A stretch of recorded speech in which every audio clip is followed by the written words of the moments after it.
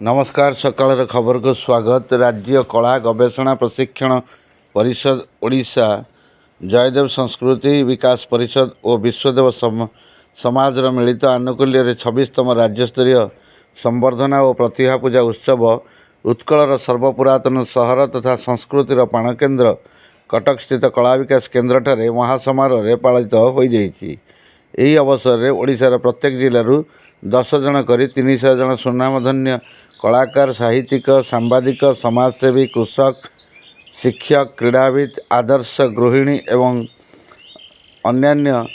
अतिथि माननकु मानपत्र, स्वर्णाभरण पदक, मुकुट, ट्रॉफी, सम्मान गाउन सहित 1 लाख टंकार नागरिक सुरक्षा पॉलिसी प्रदान करा जायछि। एही सम्मेलन रे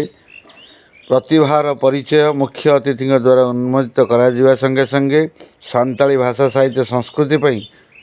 विभिन्न उपाधि रे प्रत्येक लोकंकु भूषित करा जायछि। एही अवसर रे जिला प्रशासन सफलता रूपायन पई श्रीयुक्त नृपराज साहू को नवरत्न सम्मान सम्मानित करा जायवा सहित जड़े कर्तव्यनिष्ठ सरकारी कर्मचारी भाव में अन्य जन को मध्य ए उपाधि प्रदान कर पंडा नर्सिंग होम चेयरमैन श्रीयुक्त डॉक्टर शांतिभूषण पंडा को एवं समाजसेवा क्षेत्र में श्रीयुक्त हिमांशु महांती को मध्य ए नवरत्न सम्मान रे सम्मानित करा जिवा संगे संगे ओडिशार विभिन्न प्रांतर आसीथिबा प्रतिभा मानक उपाधि उत्कल ज्योति, उत्कल संतान, राज्यस्तरीय सम्मान और स्वीकृति और संवर्धना प्रदान कर एही अवसर रे अतिथि मानक अनुष्ठान राज्य कला गवेषणा प्रशिक्षण परिषद सभापति डॉक्टर प्रशांत कुमार डॉक्टर कलाभूषण प्रशांत कुमार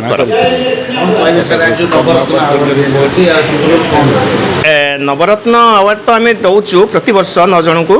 बाछिक विभिन्न क्षेत्र में, किंतु आमर उद्देश्य लक्ष्य हूँ केवल नवरत्न नुहे, ग्रामांचल लुचि रही प्रतिभा मान को अन्वेषण करी जो मैंने बनमल्ली भरी बन झड़ी पड़ते कहीं चिन्ह पार ना से आनी आम राज्यस्तर में से संवर्धित करवा सम्मानित करवा आ फल से मनोबल आहरी बढ़ीज